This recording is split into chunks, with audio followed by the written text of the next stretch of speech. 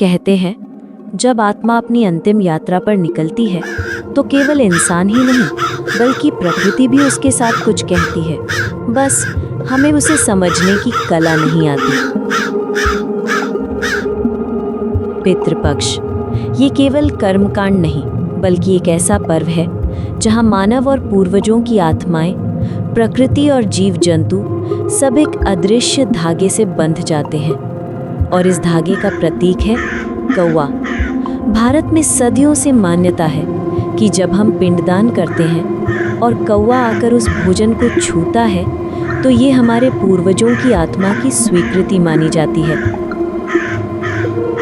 कौवे और पौराणिक कथाएं। गरुड़ पुराण में उल्लेख है कि कौवे केवल मृतात्माओं के संदेशवाहक ही नहीं बल्कि यमलोक और पृथ्वी के बीच के दूत भी हैं।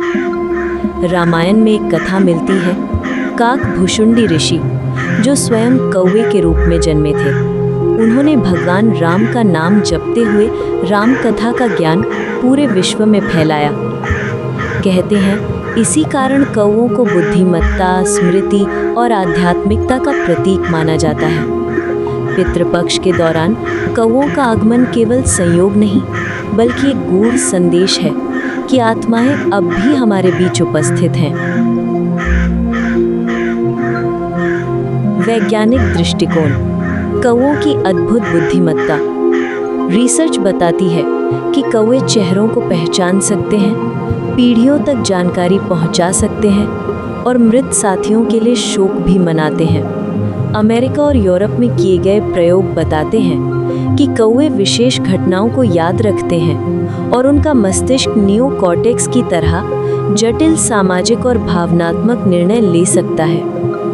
कुछ वैज्ञानिकों का मानना है कि कौवे मृत्यु चेतावनी जैसी घटनाओं को भी महसूस कर सकते हैं। शायद यही कारण है कि पिंडदान में उनका आना एक आध्यात्मिक संकेत माना जाता है। प्रकृति की रहस्यमयी शक्तियाँ। पर रहस्य केवल कौवों तक सीमित नहीं है।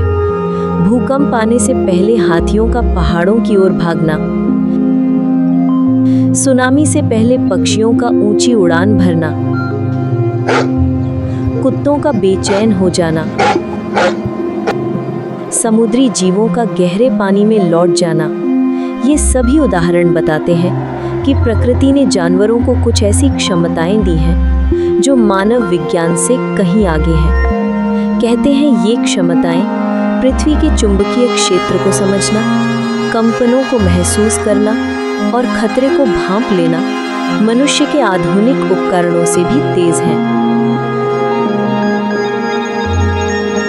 वैश्विक संदर्भ। अन्य धर्मों की परंपराएं। केवल भारत ही नहीं, पारसी धर्म में मृतात्माओं की शांति के लिए कुत्तों को दही खिलाने की परंपरा है।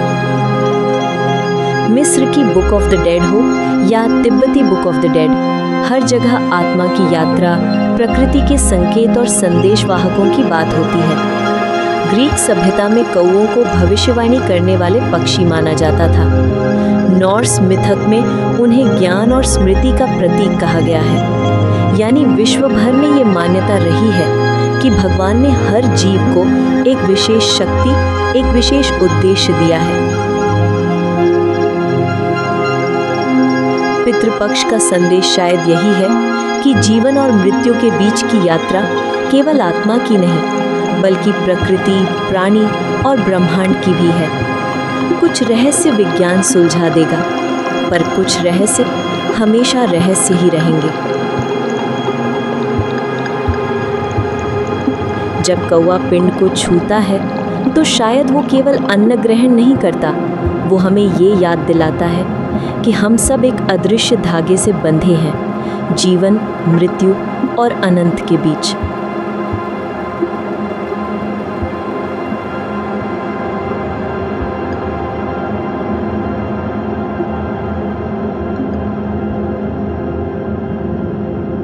ये स्क्रिप्ट पौराणिक ग्रंथों, वैज्ञानिक अध्ययनों और लोकमान्यताओं पर आधारित है। इसका उद्देश्य केवल जानकारी और संवाद है, किसी भी परंपरा, धर्म या आस्था का अपमान नहीं।